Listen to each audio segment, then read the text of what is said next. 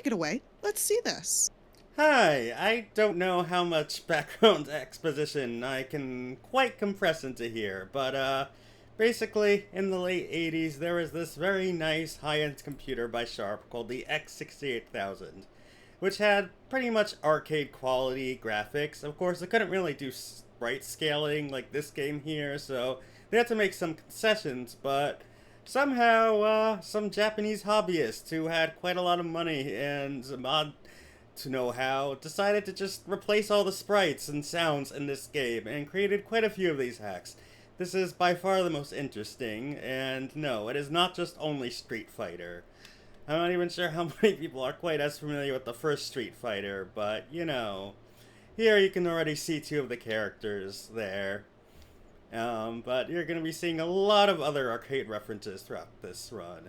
So first I'm going to want to switch the control to normal because when I play Space Harrier with a D-pad, I do not like having it reversed. You may notice there is only one life. Don't worry about that.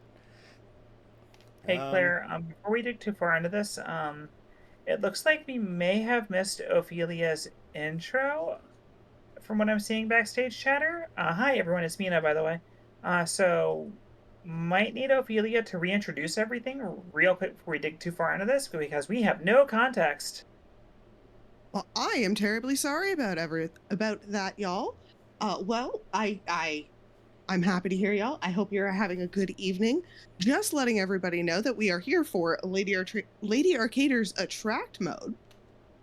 And we have two lovely showcases for you tonight. We're going to be starting off with this Street Harrier Street Fighter ROM hack with darkwitchclaire. Afterwards, we will have an unhinged rant about Guilty Gear.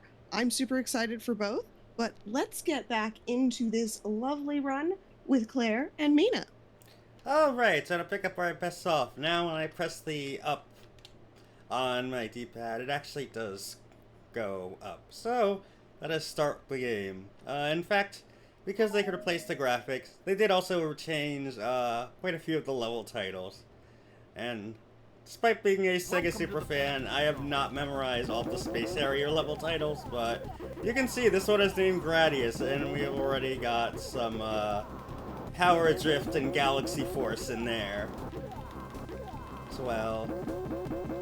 And these Darumas, I don't know if they're a reference to a very specific arcade game, or if they're just designed, or if they're just some generic support replacement. I assume they are, but yes, we are playing as Ryu from Street in his very first red shoe-clad appearance.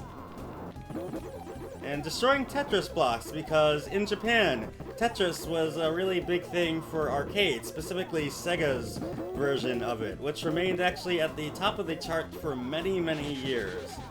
Basically, throughout the entire time where 2D arcade games were relevant, probably still find Sega Tetris there, so not quite as familiar in the West, but definitely quite popular over there. And unfortunately, you must go against the Vic Viper with quite a few options. More than you can normally carry, but they have to fill out all the dragons, so, you know. Yeah, that's how they get you. I mean, we also saw Pac-Man. Like, yes, I know from, you know, some of these types of games, whenever you have to face an actual player ship as an opponent, they always have to be souped up a bit.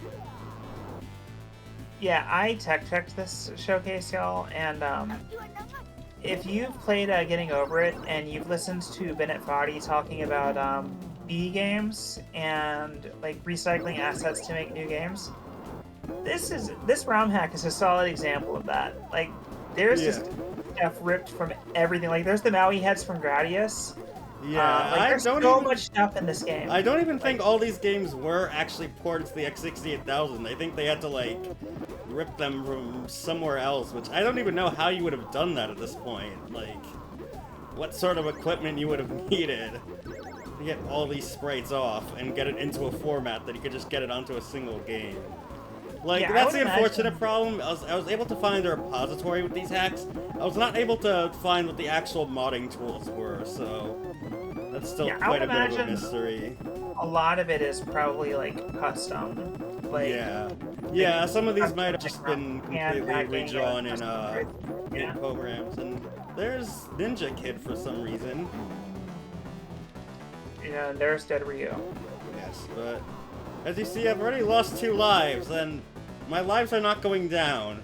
That's one of the reasons I really like this hack, and it's a good showcase, because I don't have to worry about actually one-CCing it. There's everyone's favorite enemy, the Outrun car. Yes. And, what is that enemy from? It's so familiar. The Tall Boys. That I don't know off the top of my head. I wanna, It does look, hold on, I'll crash into one of them. Well, no, now they're kind of, maybe it is like Salamander Life Force. Looks like it could be maybe from the first boss. Yeah, it might be something from the Gradius cinematic universe. Like, for some reason my head is saying... Yeah, I don't remember, what just... my head is saying it's wrong. I know that much. Yeah, I don't know. It feels close to the brain golem for me. So, like, those arms that come out.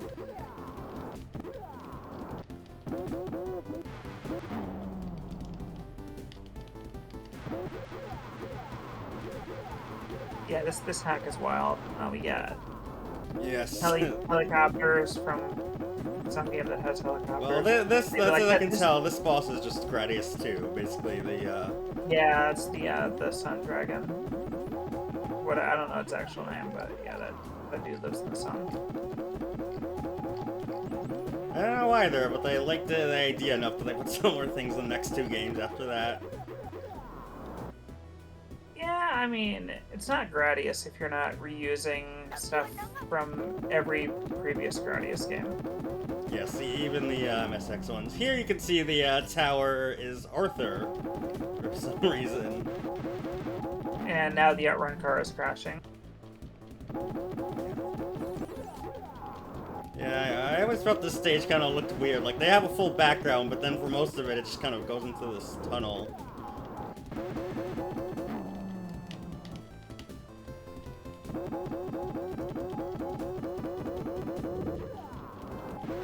There's a lot of crashing Ferraris. Yeah,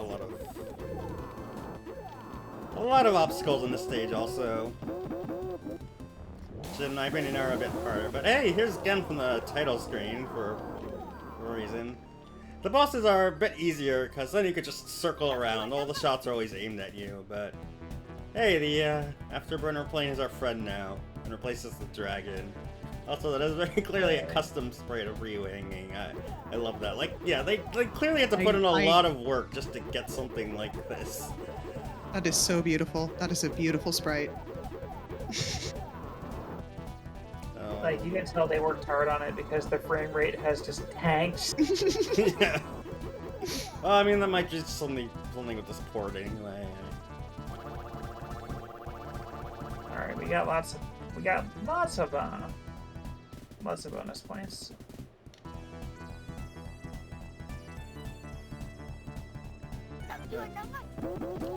Yep, and this stage is named after Yoritomo, the main villain from Genpei Tomaden, who you can see right there in the background. In that game, he will occasionally appear in stages and try to swat you down with a very large fan.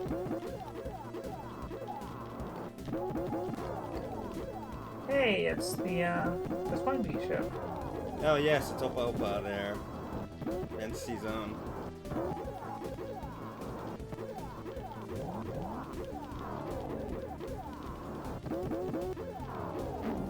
There's Valkyrie. So that means that, yeah, this clearly must have come out sometime on or after 1989. But probably before 1991, given that it's still using Street Fighter 1 sprites. Yeah, I can't tell. I guess those bikes are MotoGP. They don't have enough weapons to be Road Rash. I think they might just be Super Hang-On, but... Oh yeah, I guess Super Hang-On was around that point too. And this just looks like one of the core enemies from Gradius. Yeah, I was about to say it. Like, that's just like a generic Gradius for it.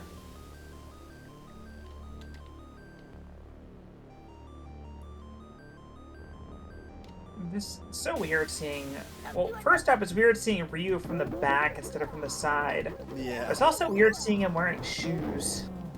Yes, I mean, I think there were some costumes. I think Ultimate Marvel vs. Capcom 3, like the DLC costume for Ryu, was this red hair shoe version. Also, these snowmen, I'm pretty sure, are from one of the Fantasy Zone stages. Not sure if this car is from, but... Oh, and Forgotten Worlds, that would also put this, like, 89 or 90. I think those are just generic Outrun cars. Yeah, those could be. I think the Forgotten Worlds people are officially called Unknown Soldier, if I remember my Marvel vs. Capcom 1 correctly.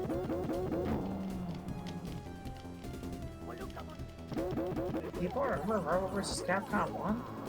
Yeah, one of the assist partners actually was Unknown Soldier from Forgotten Worlds.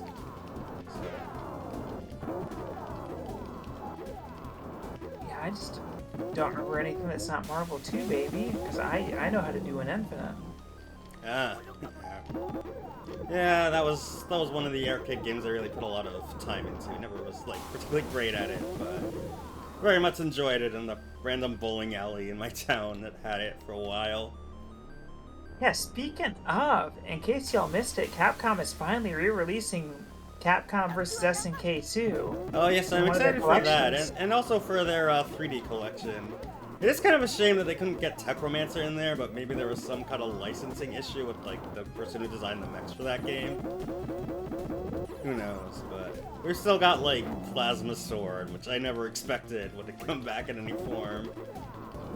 Yeah, Capcom once again cooking with like their re-release collections. Yeah. Like as usual, it's only Konami that's dropping the ball on their re-releases. I mean, at least we got like the Castlevania stuff, but I'm sure MT would be happy to do a whole bunch of other collections for them if they really wanted to, but... Meat Mania 2DX collection that doesn't cost me over $1,000. That's busted. Well, no, that won't cost you over $1,000. Maybe the controller that they make for it will. You know, if they actually do bring back, for one of the Mega Drive mini consoles, they actually did bring back the flight stick that was used for the X68000 port of Afterburner.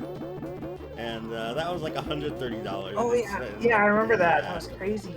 But yeah, it's interesting. Also, like, that one has a direct lineage to controllers today because they eventually released a very weird-looking pad form that has a lot of bears a lot of resemblance to the later Sega 3D pads. So you could basically see a through line from like modern Xbox controllers all the way to Zeppa's Flight Stick. Zeppa being the company that actually made this port as well. You saw on the title screen. Yeah, like looking at Space Harrier and like a lot of arcade games at that time, like anyone like I'm not gonna date myself, but like if you grew up like in the golden age of the arcades, like the arcade cabinet being like the definitive way to play a lot of these games, and the arcade machines being so much more powerful than what we had at home, like Space Harrier was like groundbreaking stuff at the time that it was current. Oh yes, people in arcade circles still like joke that this is like the benchmark. Like every game, like before 1985, even into 1985, and then it's like, then you can count it as being like, oh, this game came out after Space Harrier, and yet it looks like this. Of course, Space Harrier was on a very expensive board that even the most powerful of home hardware like this still couldn't get every single thing. Yeah, consoles didn't start to take the arcade cabs over in terms of power until probably PS2 era. Yeah. I mean, there were some good ports. Actually, I think some of them were based on this code specifically. The 32X and onward, like the Saturn, the Dreamcast, even if you like open up Yakuza 0 and you play Space Harrier, some of that code, at least the 32X code, is present in there because some of the way, like the actual main character, Harrier, not Ryu, because normally it's just Harrier, interactions match that more than it does with the arcade game. It's not something that I noticed on my own, but someone at some fan site did. It's also important to remember, though, the 32X came out almost a decade later. Yeah. Yes, and you know this for all of its graphical power is still using a 10 megahertz Motorola 68K. The 32X was using two 32-bit CPUs. So.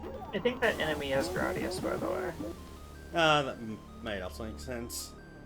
For some reason, like, my brain wanted to say Rygar, and there's no way that's right. I feel like Rygar is too deep a cut for a ROM hack like this. There might be. Also, I think Rygar was pretty popular in the late 80s in Japan. In fact, I'm pretty sure there was an X68000 port. Like, yeah, this is mostly Sega and Capcom and Konami, but... Is this a Japanese ROM hack? Yes. Though? I mean, I guess it would have to be, because the X68... Yeah, the X68000 was only officially available in Japan, so unless you were going to pay a massive fortune to get something that you barely had any software for, like... Yeah, that would have been, like, super enthusiast hardware on this side of the pond, I suppose. Like, I mean, like, we have, like, mutual friends that own, like, PC Engine stuff, and, like, that was, like, a moderately successful console here, and it's still hard to find PC Engine stuff yes, here. or, like, 3DO, or, you know, Atari Jaguar, like, a lot of the other ones that, like, yeah, they're considered, you know, failures, but at least you might have known someone that had it, and, yeah, still. Causes me physical pain to understand that the TurboGrafx 16/PC Engine was a failure. Also, I think this might actually be Ryu Hayabusa from the... No, I'm not sure. Maybe not. I thought it might have had something to do with Arcade Ninja Gaiden, but no, it definitely looks more robotic that I see it up close now. I mean, it could be, like, it's a lot of, like, custom front-on sprite work, so it could easily be, like, Ninja Gaiden. Yeah. And yeah, that bonus sound clip, that was also from Genpei Tomiden, the witch that revives you. I'm not quite sure what we're destroying over here. It probably is something from Afterburner. But... I feel like that would have to be Afterburner. Like, that's the only... Like, those are clearly radio towers. Yeah. And Afterburner is the only game I can think of where you would have been shooting radio towers. Yeah, there were definitely some stages like that. Like, Afterburner was just Space Harrier with an airplane.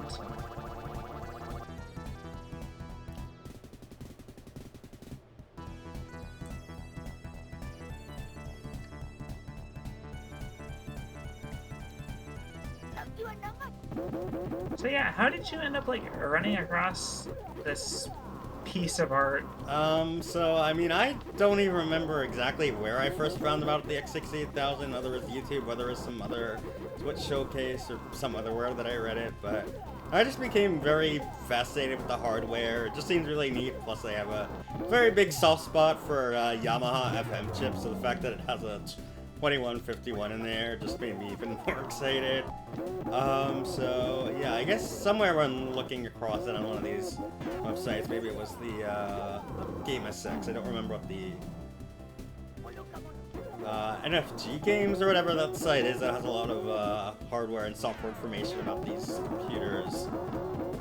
Might have had something detailing them, and then like a zip file containing a few discs that actually showed off. I mean, there's some of these other ones. There's like one that actually does Rumiko Takahashi characters, and you're playing as Lum. That's another interesting one. I mean, not quite as much as this when it comes to sprites. I think some of the sound effects are a bit shrill, and also it doesn't have unlimited lives. I don't know if the unlimited lives thing was actually like a default in whoever packed this, or if that was just the way it was distributed online, because I know that actually when it came to the Castlevania game, the one that would later be known as Chronicles on the PlayStation, a common disk image that you'll still find online for this version actually lowers the difficulty and makes everything always do lower damage. So it makes the game a bit easier than what gamers would have actually experienced if they had the system and the game in 1993. So, yeah, speaking of difficulty, like that little section there was kind of shoge, wasn't it? Yeah, this I mean, I think the actual, like, stage layouts are not changed.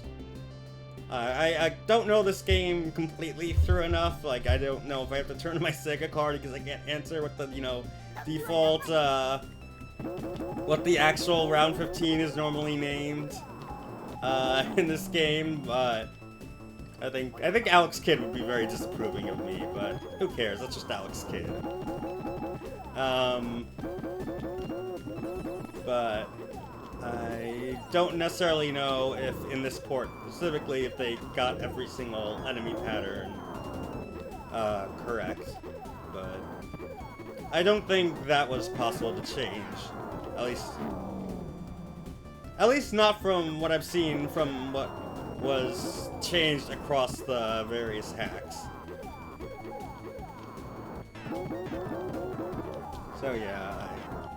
So yeah, that is one of the reasons why I want to run this here, because I absolutely love the Sharp X68000. It's a very interesting piece of hardware. Fortunately, if you do try to get your head on it yourself, not only are they in fairly high demand on Yahoo auctions, but the power supplies in particular are prone to failure because they actually was one of the first computers that could soft power off, so you didn't even have to, like, physically touch a switch. There was a big switch in the back, but you didn't necessarily have to power that off, so a lot of people would just keep that running the whole time, so that would put in more wear. And then, even though this computer, despite being rather powerful, was, you know, as all computers were at the time, relatively low powered compared to computers that would come 10, 15 years later, but it still had to support a CRT monitor being plugged into it. So there was a pass-through plug, as was very common at the time. So I think that also just put in more wear on the power supplies.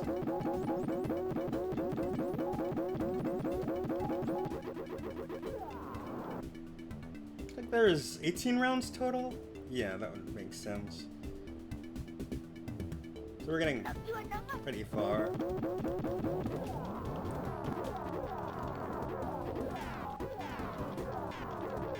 And I feel like we've seen a lot of the basic enemies now, not quite as... Not quite as interesting in terms of trying to see some... It's certainly a ROM hack that has been made with Space Harrier.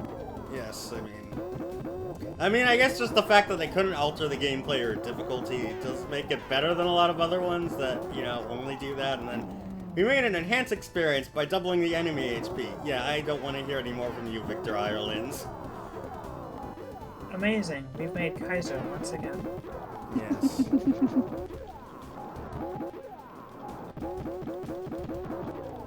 It looks like the docking plane from Afterburner is now our enemy, though. And yeah, I don't think the game quite likes this many objects on screen at once. Yeah, but of course, like, the main thing to remember, like, though, is, like, it's a ROM hack. Like, you don't just make a ROM hack. Like, ROM hacks are always labors of love. So, like, someone made this because they enjoyed all these games. Yeah, clearly. As, Clearly, like, yes. I can tell artistic expression, like... I can tell what went into this, and yeah, like, there have been plenty of jokey hacks later on, but I would imagine, unless there were some very easily and widely distributed tools, but even then, they would have had to make a lot of new graphics for this, just from having sprites that weren't readily available in the system, just to the fact, like, we saw, like, the hanging upside down Ryu, for instance. They had to put a lot into this, and I think part of it is, yeah, just the enjoyment of arcade games of this era.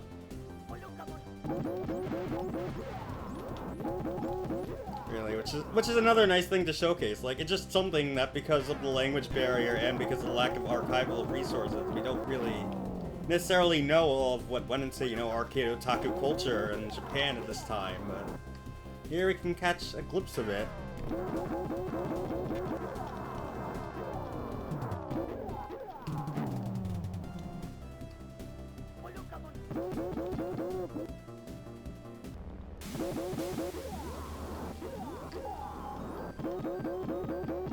And there is Sagat. I guess it would be fitting that he would be one of the last, because He was the final boss of the first Street Fighter. Surprisingly, no longer a bad guy. Spoilers for the Street Fighter storyline. Yeah. He's just kind of there now. I mean, I guess he never was truly bad. He did, like, join up with, Bison, but... That was really just because he wanted to fight Ryu again. That was... motivation. After that, I don't really know too much about Street Fighter lore. The Street Fighter lore is wild. Yes.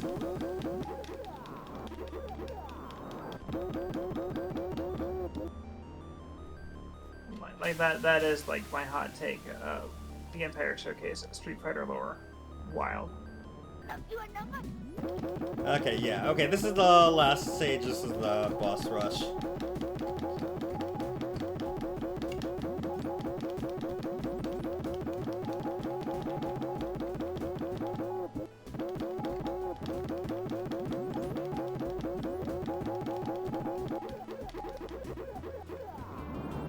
Right, so Yeah, okay, Gradius this is Ninja Kid. I was right.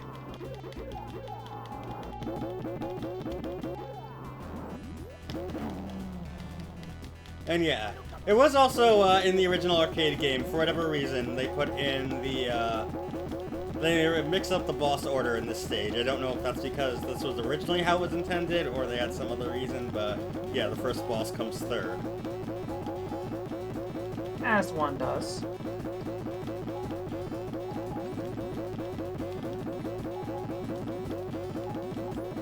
Yeah, Gradius would be a lot easier if you could have 17 options like this. Yes. Well, unless they also, made the rank to compensate, or made the option eaters to compensate, or the game just slowed down massively. Like, imagine SNES Gradius 3 in its original form, if you could have that many options. I have very hot takes about Gradius as a collective franchise that I cannot say on the stream, because they involve a lot of four-letter words. I do not like Gradius. Konami was not cooking on that one. That's fair. Actually, I do enjoy the port of Gradius 2 for the X68000, specifically because it supports the MT32 MIDI module. And it actually uses it in conjunction with the FM chip, which is pretty rare. Most of the time, you would just get only MIDI. But... yeah, honestly, I feel like a lot of the Japanese, computers are really, underappreciated in the West, because, we're looking at, the X68000 right now. Obviously, the PC98 also has, a massive cult following. yeah. There's just, so much stuff that, is just completely unknown outside of enthusiast circles, because we just never got those platforms here. Yeah, we never got it. I mean, they certainly tried at some points, but... I think, we got the turbo graphics. Yeah, I mean, there was the MSX in a lot of countries. Did we get the MSX in North America, though? I don't think Not really. The closest I think we got was some Spectra video systems that were sort of part of the lineage, but I don't think the standard was ever officially released in North America, because by that point, the idea of home computers and gaming consoles were less appealing. So, anything that wasn't a business computer wasn't gonna succeed. Yeah, that tracks, because, computers were, nerd stuff until... yeah, I mean... probably the late 90s, I think, is when we started to see PCs in, more people's houses, and that was, very much into the x86 era at that point. Yeah, but also looking just into magazine articles and videos and stuff from that early computer era, you can see how hard they tried to market general purpose home computers. It's look at all the things you can do now, but most people didn't really need them. So, but at that point, eventually some people were buying in, and it's yeah, I guess this isn't really as exciting. So. Alright, so looking at Wikipedia on a different monitor, the MSX was released worldwide, but really didn't get much of a foothold outside of Japan and Brazil. Which, if you know anything about Brazil, that tracks, because Brazil is full of Japanese expats. Yes, and also, there was some European countries, I know, like this, the Netherlands has a pretty big following. I think some Scandinavian countries, even some Arabic countries, there are some models released there. But yeah, it was. Yeah, it was definitely primarily a Japanese platform, though. Yeah, cool. I guess So yes, that's that is Street the Harrier? entirely of Street Harrier. You did not, that was a technical one, CC, but since you had infinite lives by default in the game, I'm not really counting it. Hey, I mean, I didn't see you put another quarter in the machine, so it's a 1cc as far as I'm concerned. Fair enough. All right, amazing, cool. All right, Claire, I'm gonna Ophelia, I'm gonna do your job real quick. Claire, where can we find you? Yeah, so you can find me here on Twitch, darkwitchclaire. Yeah, that same name for the channel. Otherwise, I guess to the social media, the only real place I have Mastodon. I'm darkwitchclaire at plush.city for any of them who are on there. And I'm also on co-host as darkwitchclaire. So that's basically all the platforms I'm on online, so... Cool. All right, And I'm Mina. Mina. Yeah. Oh, Yeah. I to guess it say. is giving an enemy roll call, so if I want to see if I got some of the references. Yeah, right. we can like let's see what the enemies are doing while like I talk about myself. Yeah, I'm Mina. You probably know who I am if you watch Lady Arcade or stuff. If you don't, it's probably for the best. Let's be real. Mina Angura on most socials, including Twitch. I'm sure whoever's running tech and socials and all that jazz in the chat will link it. I'm not really streaming a whole lot at the moment because I am still very Dawn Trail build, but I should probably start streaming soon. Saturday, doing XX driver for the Indie Explorer League showcase, the Hidden Gem Rally that's happening over the next couple days. So Saturday afternoon I'll be doing a rhythm game, to nobody's great surprise, because all I play is rhythm games and Final Fantasy. And then later in the month, Alice, Rajusu, and I are racing Neon Beats for the, I forget the name of the marathon, the Spanish Marathon. Our friends that do the Spanish restreams for a lot of our Western English-speaking marathons are doing their own marathon, and they invited some of us from the communities they restream for to submit, so Alice and I are racing Neon Beats there. That's later in the month. The time is not finalized yet. Technically, it hasn't been completely announced yet, but keep an eye out for that schedule for SREX. That should be dropping at some point over the weekend. Yeah. Alright. Ophelia, host stuff, go. Well, I appreciate both of y'all. That was fantastic. Thank you, Mina, for being your wonderful self. Thank you, Claire, for that absolutely wild showcase. That was just Yeah, incredible to watch. Yeah, I like looking at retro and obscure stuff on my stream, so I was happy to showcase something like that here. Y'all, if you enjoy anything retro, all of that, please, please, please go give Claire a follow. We will be back very shortly with a unhinged rant. So I'm looking forward to that. I hope y'all are looking to get a little unhinged tonight. And we will be back shortly, so grab yourself a drink, grab yourself a snack, get a little bit of self-care in there, stretch your muscles as much as possible, and we'll see y'all soon. I'm always unhinged.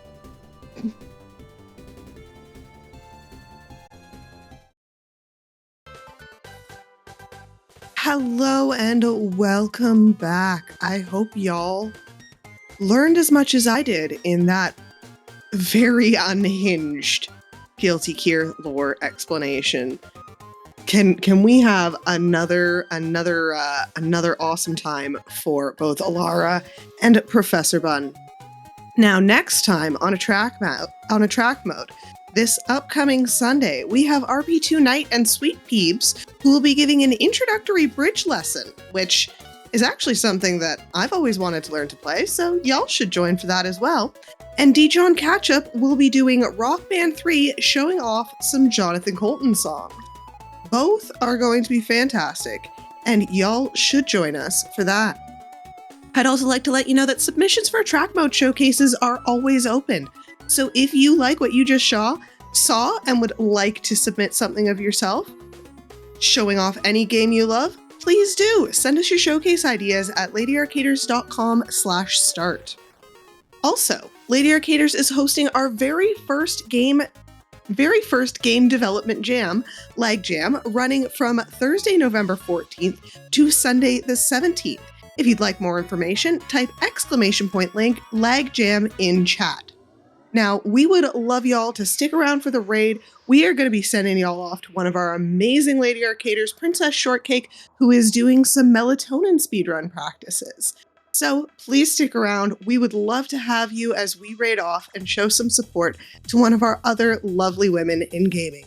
And of course, thank y'all so much for watching. I hope you had a comfy, cozy time, and you have a wonderful night.